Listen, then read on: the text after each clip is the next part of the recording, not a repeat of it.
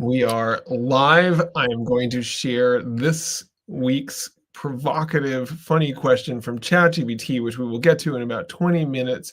Our guest, Dan Nestle, will have a little bit of time to think about this. This one is very specific to you, Dan. It says, ChatGPT asked, if intellectual archaeology is your methodology, what is the oldest piece of buried expertise you've ever dug up for an executive? And did they even remember that they had it?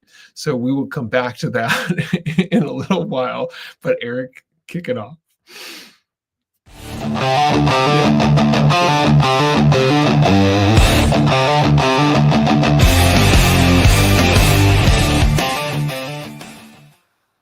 I really do like the new music. I don't know. Thank you, Jeff. And hello, everybody.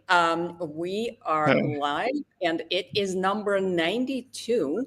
Silence isn't an option, expertise and authority in the AI age with Dan Nestle. So, hi, Dan.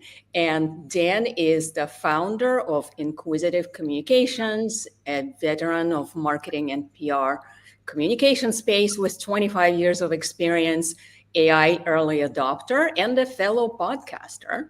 Dan has a podcast called Trending Communicator. Dan, I hope you remember the question ChatGPT asked you, even though it was prohibitively long. You will just have to talk about it at some point. And jokes aside, welcome. And we want to know what's on your mind.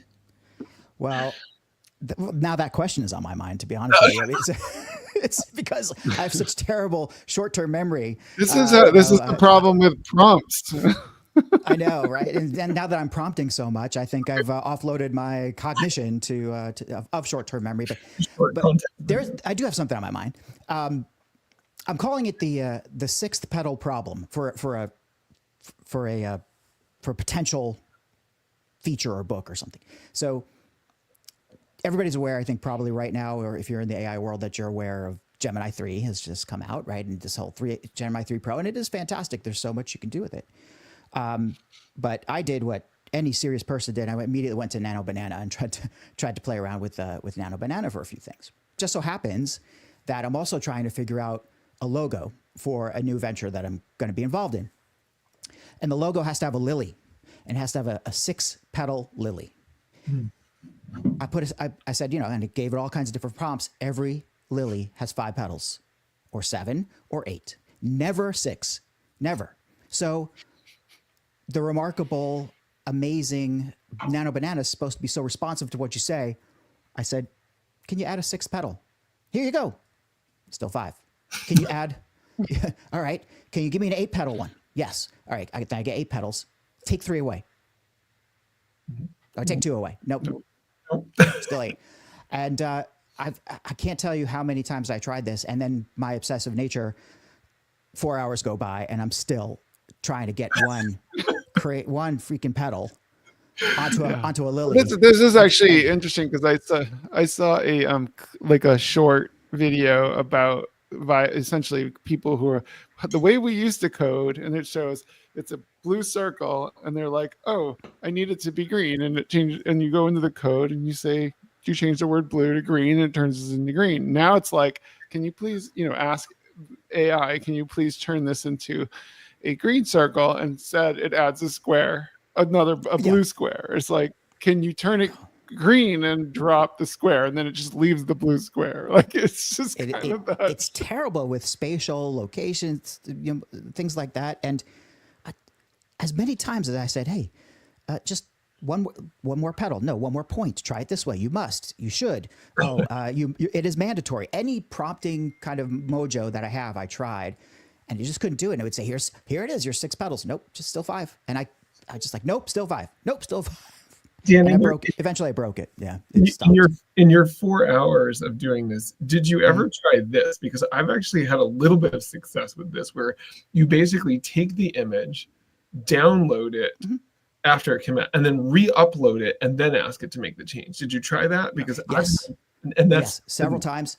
And I finally found pictures of 6 petal lilies, and I said, okay, now take this as your inspiration. Render a logo. It looks like this. 5 petals. Every time. It's couldn't believe it because that maybe lilies have 5 petals in general in the wild. And so this is what it knows, right? Could be. It's, maybe it likes the symmetry, but I would imagine that it is because the vast majority of pictures or illustrations of lilies out there only have 5 petals, and therefore the AI has trouble kind of diverting from what it thinks the best pattern is. I wonder if this is what happened. Interesting thing I did a while back was I actually was like, oh, would this work? And so I made like a stick figure of a guy sitting on the dock with a fishing rod catching a fish. And I was like, can you turn this into a photorealistic picture? And of course it can. Was pretty good. Like, that's why that I think is why it's so frustrating. You can create a picture of my beagle just without me showing my beagle. I can just say, hey, here's what he's like. And he's got a spot here, and it comes up with a beagle that looks almost hair for hair like my dog. And yet it can't put on one petal to a flower. Well, I think this is where, actually I was gonna make a little joke. I don't know, Dan, if you know that you're a PR guy, so you'll probably appreciate that I have this background, but I used to be the head of marketing at Cracker Barrel, but not recently. Okay. And I was just wondering whether Cracker Barrel's logo had come from one of these exercises. But imagine them sitting in a back room. Put the guy back. Put it back in. Just put it back in. No, we want it back. Yeah, the AI won't put it in. Do it. And that's when AI decided that expertise, it's on it, right? That's right. Exactly. Nice. Well, I wonder if that would have been a better approach to the PR spin. Like, listen, we tried, but the AI couldn't get the logo right. Our agents it might have been believable. Our agents went crazy and actually released it. Well, I will say there was a funny image of because a couple weeks ago there was something happened and somebody basically created a picture of the White House with the East Wing was now a Cracker Barrel, and as I saw that. And the Cracker Barrel folks actually commented back and said, "I don't think you want us anywhere near a remodel right now," or something. Oh, that's good. Bravo. Good. It's like Dan, I want to ask you. Yeah. Speaking of what Jeff was kind of alluding to, in the world where there could be so many voices. And some are deep fakes, and some are just voices, and God knows what they're saying. How do you find that authority, and how do you build this authority with or without help of AI? Well, that's the crux of essentially everything I'm trying to do for at least a good portion of my clients and my business. It is really... I think you'll find many different formulas for making this happen, but ultimately it comes down to a few things. It comes down to, are you visible and are you seen? The value of content that's never seen is precisely 0. The value of your personal brand, if nobody knows you exist, is 0. So, these things are kind of keyed into visibility, but it has to be the right kind of visibility. It has to be the kind of thing where you are building your content, your reputation, everything around very specific areas of expertise or topics, which some people call personal brand, but has to have some sort of appeal and has to be resonant and relevant. So you need the visibility, you need the relevance, you need the volume. You have to. This is where the AI stuff and what's going on in our world, the digital world of fragmentation and fractured channels, and everybody goes all over the place. You need volume to reach your audiences where they are, and you need specialization because you're not going to put the same thing on LinkedIn that you would on Discord, most likely. And so you have those things, and then you need frequency. So you have to keep it going. You have to have. Maybe I confused the volume. No, you need the frequency because you have to be consistent, or people forget very quickly. So all these things put together, but fundamentally be at the baseline there. You got to have something interesting to say too. So it has to be, you have to be standing on something, and that's the expertise that you're standing on, which again is if it's invisible, It's nothing Well, in and this I world. think, Yeah. as you talk, Dan, about this idea of consistency, I mean, Eric and I run into this, in the work that we do all the time of like, people are like, they're so busy making the perfect post. And you're like, the perfect post posted once every, 2 months is probably no better than no post. Zero posts. It's actually worse than no post because you spent a lot of time on it. Right? Like you just wasted a bunch of time on something that isn't going to get seen and whatever. And it's funny because we've heard often people will say like, I don't want to we'll say, you should be probably posting on LinkedIn for B2B business, like probably at least 3 times a week.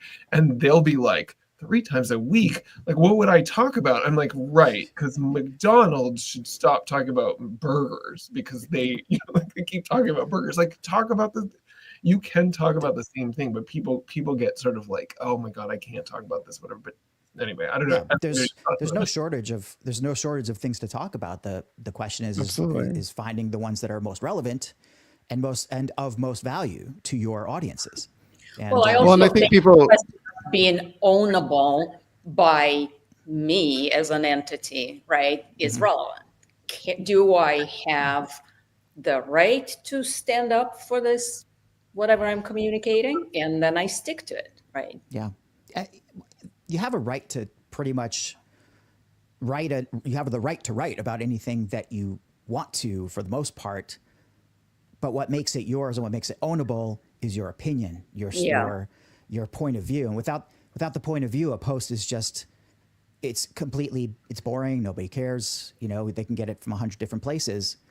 You need that point of view and that kind of touch to it that makes it yours. I saw Andy. I don't know if you know who Andy Crestodina is. He's a terrific and well-known SEO has been his history, but he's just a general marketing leader, and he's fantastic now with understanding how that's translating into generative search or AI answer, whatever you want to call it, the AEO, SEO, a GEO. Pick your acronym.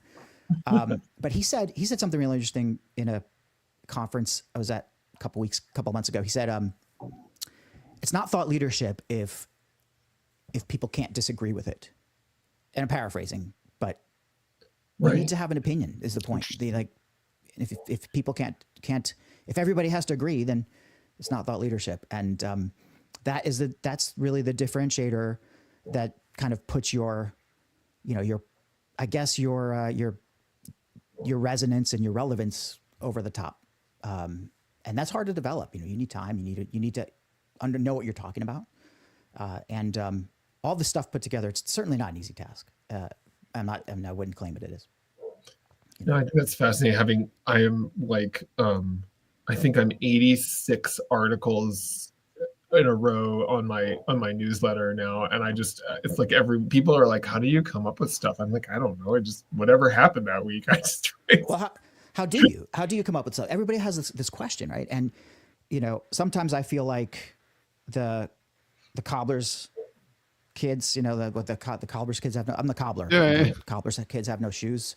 Yeah. Like there's so much I can write. I should be writing more, but I don't write enough, and I'm the person who puts out the one Substack post a month. It's a big one, but really, then I think, oh, wait a second. I post my podcast every other week. I comment a lot on people on LinkedIn. Okay, so my presence is there. It could be better, but it's there. Yeah. It's interesting, for me, what's been interesting is it took me a year of writing articles. Mm-hmm. I was talking with somebody that I know who, one of the things that I do is executive coaching. And I was like, I don't know, like this person that I knew who's a coach was always sending articles to people and video clips and whatever. And I'm like, I just don't have a library of stuff to like send to people. I mean, they weren't things that she had written. They were just, things that she had. And it suddenly dawned on me, I don't remember what it was. I'm like, oh my God, I actually do have a library. I have 60 articles or whatever. And what was interesting was it never dawned on me. And then when it dawned on me, the second thought that came in was like the next week, I'm like, crap, I don't have an article for job seekers. And I'm like, oh, I could write an article about job seekers. And so For me, I think the shift is in, I mean, for a long time, I just had lots, just whatever came into my head. And now I actually tend to think about content from the perspective of like, I want to reach out to somebody and I don't have an article to reach out to them with. I want to create content that works for them. And so that's been a shift as well. Yeah. Well, I also think there's this kind of notion that you need to only, like, people who are early in this process, they think like, I can only comment on my stuff. You know, it's a B2B platform. I'm going to put something out there. I can only talk about when I have a success, when I'm going to a conference, when I'm hiring somebody new. And that's just not true, right? You can have, like you said, Dan, it's like, you can actually have an opinion about something that you do.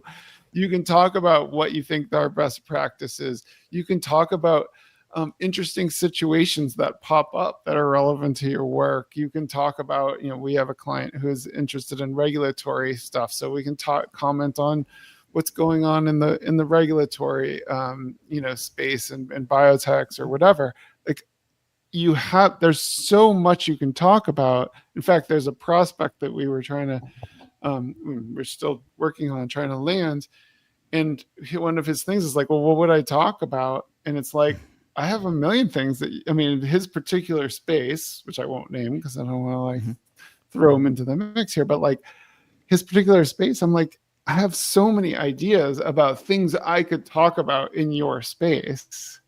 But you know, from a perspective of somebody who doesn't do this outreach, you know, on LinkedIn or in any of this kind of Substack, whatever, they think that it has to be something amazing that they've done, or it's not worthy to put out there. And that's just not true.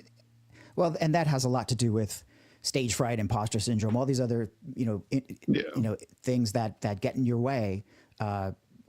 Pressfield called it the resistance, you know, the things that just stop you from doing the actual writing or the work of the creation. And that's sometimes the most daunting for a lot of people who have a lot to say. There's a couple things that I think they should remember. I mean, the first thing is that there's always somebody who will benefit from what you're going to say if you have knowledge to share. The second thing is, even if you've said it before, like very few people have actually seen it. I mean, it's you can dig back into the well, and like Jeff's 60 articles that he had, like, why not go back and find something that could freshen up, you know? Now, I mean, that's where I think the AI was an eye opener, this kind of huge game changer for me anyway, where I kept thinking, okay, I got to write something. What am I going to write about? And you know, meantime, I have 100 and something podcast transcripts. I have a couple of decades of comments, and I'm like, what am I going to write about? And then, you know, this crazy little thing called Notebook LM was released. And I said, wait a second, you know, I could dump all my stuff in here and talk to it as a whole body of work. So, you know, and Jeff's 60 articles would have become a notebook for me. And I would have gone back to those 60, just keep going back to the well. And every time I read a new one, I add it in, and my second brain just continues to accrete knowledge, but it doesn't forget what's happened, you know? And so there's always stuff. And even if you haven't written articles, you've written something, you've written emails, you can pick up a voice recorder and talk to it, you know, and then put that over somewhere. Absolutely. You know, it doesn't take a lot. Yeah. It doesn't take a lot. Yeah. Actually, we've actually used that with our clients when we're like, okay, and actually maybe Jeff should tell this story more than me, but one of our clients who we weren't quite getting it right for the first few weeks that we were working with him. And then what he had him do was talk through what he wanted to talk about, because he had like some very specific things he wanted to talk about. And of course, we're playing, as Jeff would call it in his book, green eggs and ham with the guys. Like, well, what about this? What about that? What about this? Whatever. And so he's like, why don't I just record you? And so he had the guy talk about like a bunch of things that he wanted to post about, and then was able to use the transcript to do that. And I think that's actually where I think the AI is most interesting right now, maybe not next week or whatever, is not so much when it comes up with the full thing itself, because generally speaking, I think, as you've mentioned, is like, if anybody can put the same question into ChatGPT, they will get they will all get similar answers, and that's not going to feel authentic or interesting or whatever. But if you enter your opinion and then use the AI to do the prose writing and maybe add some context to it or whatever, then it actually starts to become an interesting way of amplifying what you have to say, as opposed to just whatever they call AI slop, generation. Well, I would add another layer to that, which is related. I think you mentioned something that evoked this thought in me, but there's the idea of going to AI and asking it to write something, and you're going to get slop, right? Then the more context you give, the better the answer will be. The more precise you are with the prompting, the better answer will be, right? And if you have opinions, it gets even better. But what makes it even better is when you say, here's all the work that I've done. You are not to divert from the thinking in this. Right. This represents my whole, like, who I am and what my being is. Now, it's against your rules to manufacture ideas on my behalf. I will give you the ideas, but you can look at all my stuff, and then you can write something that is in my style, or that's appropriate for me. And there's a lot of rules you can put in there, a lot of things you can play around with, but that there is what stops the slop for a lot of experts. I think for people who've been around for a while is wait a second, I have a well-documented, or at least I have a well-established in my brain anyway, perspective. So I'm not going to let AI make it up for me. And if you do, you deserve what you get from that. Yeah. I have a question, Dan. Sure.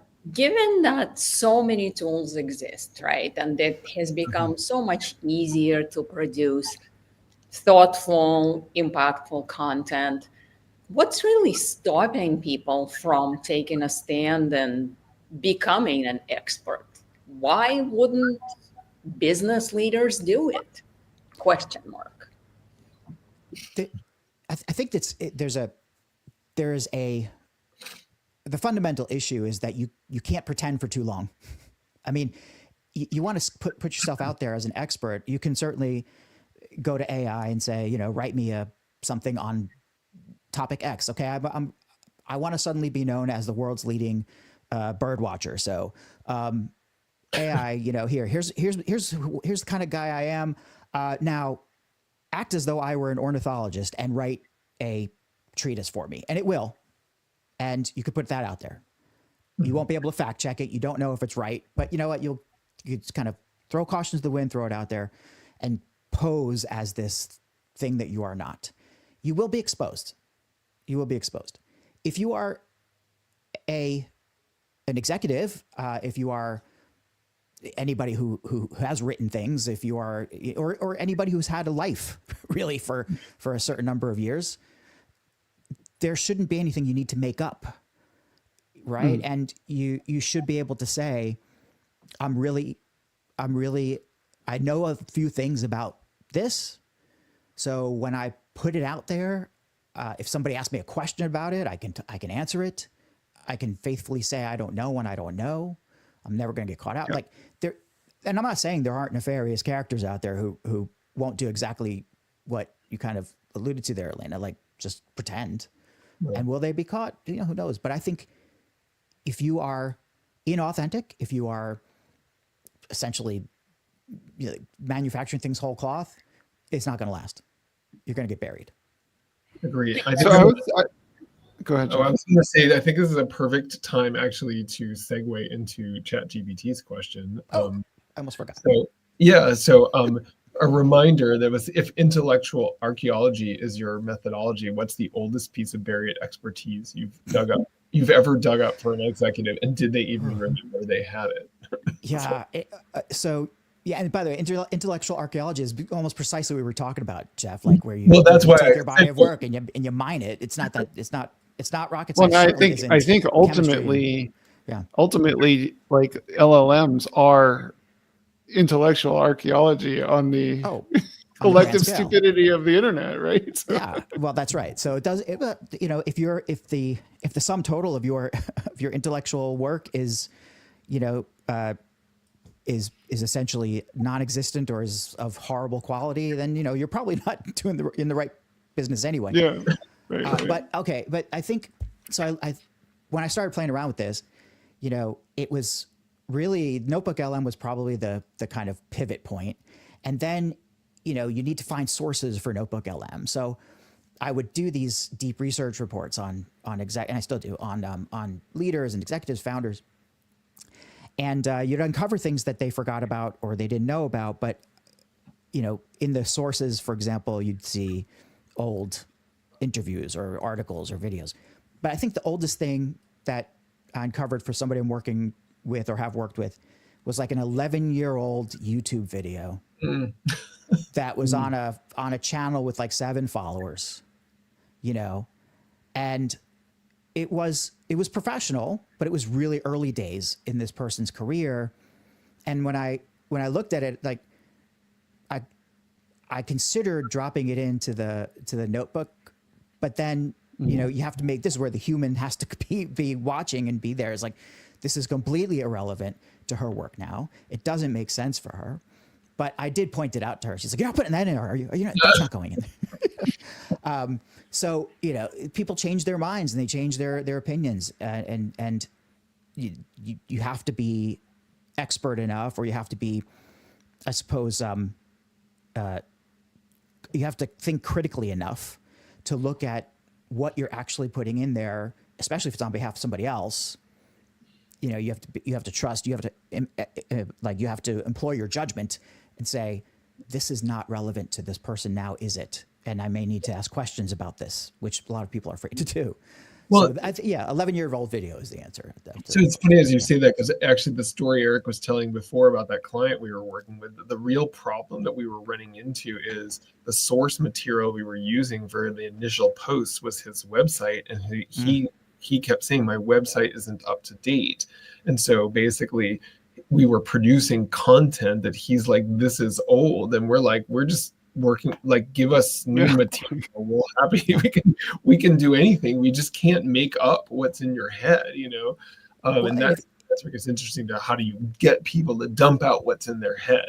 And that's what I find best. And that also brings up a pretty interesting, kind of related point, which is if you have a lot of old stuff on your website, if you have things that if you're going to have AI perform intellectual archaeology on you, I guess it's the equivalent of skeletons in your closet. What fossils are buried that you don't want to be unearthed? There's an imperative on anybody who has had a blog for a long time or has been writing for a long time to remove things from your blog that no longer represent who you are. Like more than ever before, it used to be up until 5 minutes ago that if that had some SEO value, you'd leave it in. Right. Like, okay, if you're a content marketer, I wrote something about content marketing 20 years ago. It's completely wrong and it showed my naivete, but I'm leaving it on my website because it says content marketing 47 times. Right. You have to get rid of all this stuff, right? You have to clean house. It's very important. Right. Because it's not the existence of it like it was with SEO. It's the content that actually can be processed and analyzed in an interesting way. Yeah, absolutely. Well, no, I'm sitting here thinking I got to go back through my 90 articles, but anyway. Fortunately, though, like people tend to, the AI tends to like devalue older content anyway. Like it's like recency is an important factor, but if you're like a human doing, collecting resources and information about somebody, if you're doing research, you have to make that call, and it's important to keep your website clean. What I think is interesting because I don't forget where I was seeing this, but recently watching something about, maybe it was this morning, about the fact that context windows have continue to increase in size, right? Yeah. And it's an interesting question. Like, to what degree does to your point, sometimes you have to kind of edit this stuff, curate some stuff out. And to what degree does having the context window being so massive actually become detrimental?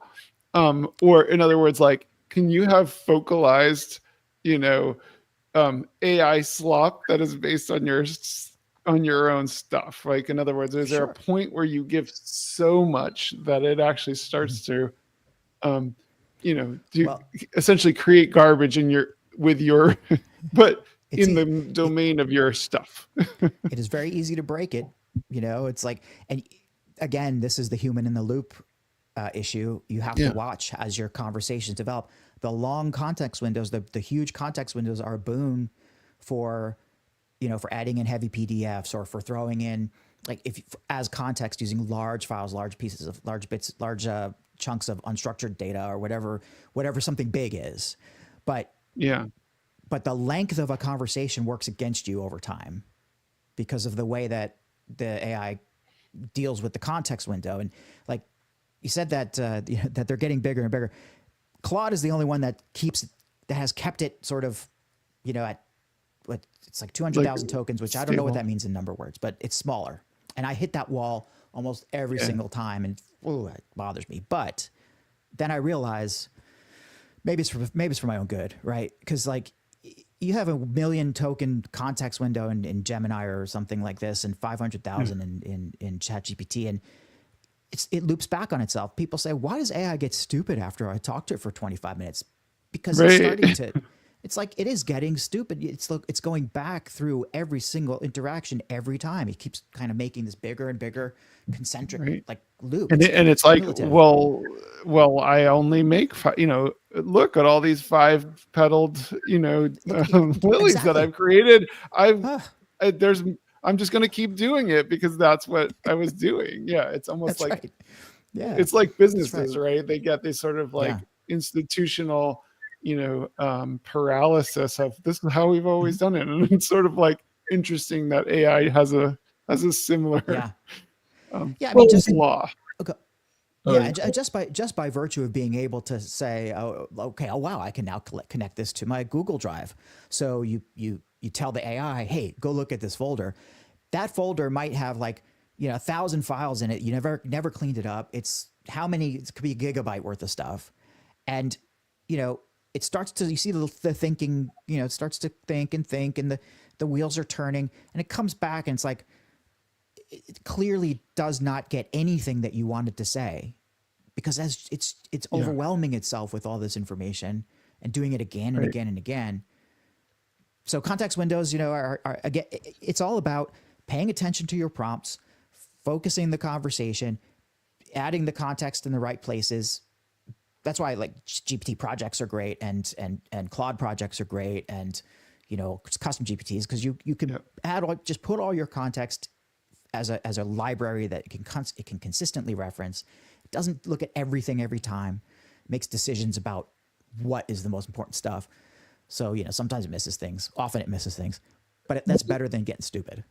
And what is the, I'm going to switch gears, and I realize we're probably coming up on time, but I have this one question I want to make sure we hit, which is, what is the thing? I mean, you've been in the PR world for a long time, right?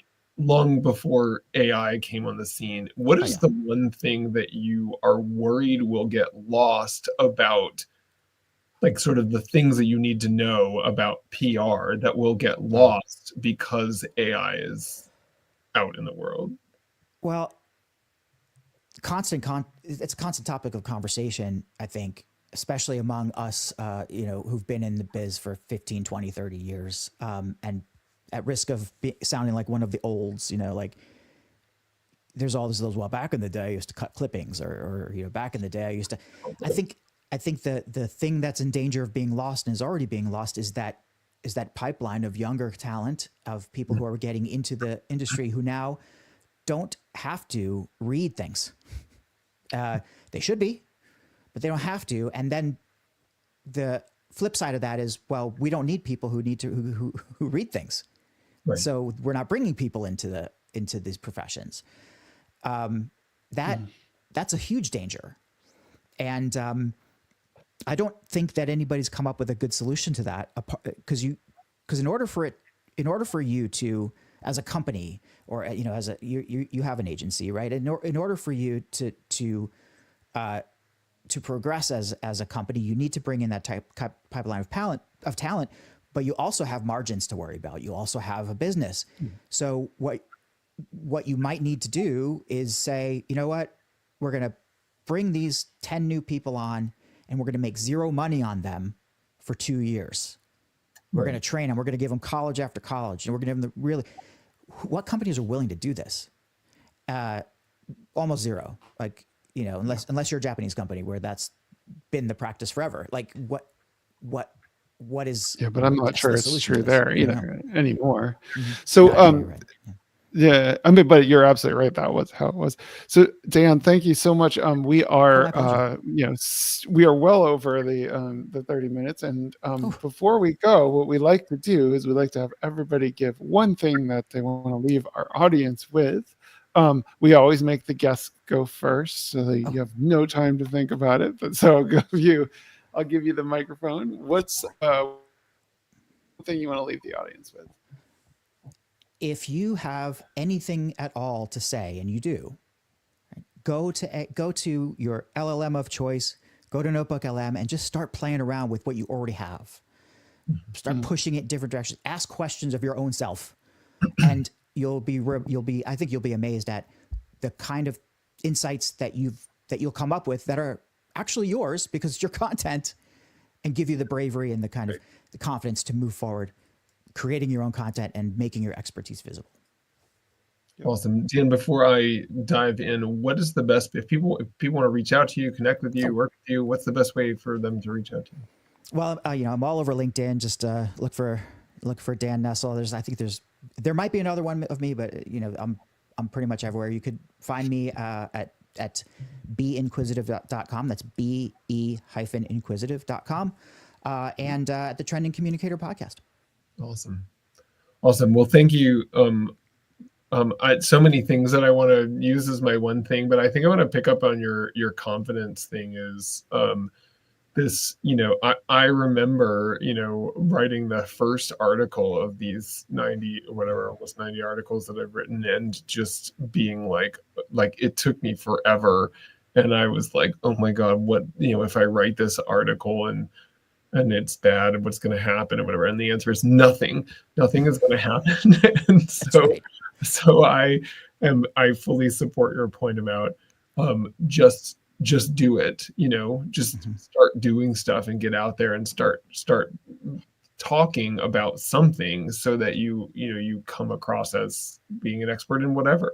So I'll pass it over to Elena. And I like both of your points. I will just add to it that for those who hesitate, remember the human is in the loop from both perspectives, from improving the prompts and improving the tool usage, and also being the final judge of what goes. So nobody can solve that. And with that much more confidence, content and leadership presence can be created. Awesome. And my one thing is, I'm going to flip this on its head a little bit. We talked about how to sort of use AI to enhance your expertise in your voice, but I'm obsessed with this concept that you can use AI to actually enhance your expertise, build expertise.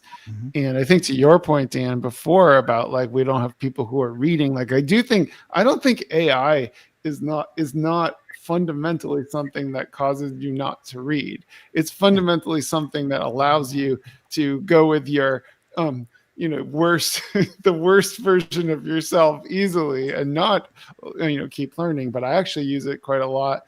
I wanted to learn about, if I want to learn about a topic, and Jeff and I have done this with a number of things, which is create a book using AI on a topic. And I wanted to learn more about graphic design the other day, so I just said, write me a book about graphic design. They wrote me a 160-page book. Wasn't the best book, but it was the best book about graphic design that I could find. My point being, you can not only use it to enhance what you know enhance the presentation of what you know, but you can actually use it in a way that enhances what you actually know and your expertise. I just don't think we've gotten to the point where most people are using it do shortcut things that take a lot of time, as opposed to using it to enhance things, enhance the use of their time, you know, in learning to be an expert. And, you know, that makes sense. Totally. Anyway, agreed. so thank you. Yeah. So thank you again. This was a great conversation. Thanks for joining us. And we look forward to hearing all about what you're up to in the future. Thank you. Thanks, everybody. Thanks, Dan. Thanks, Dan.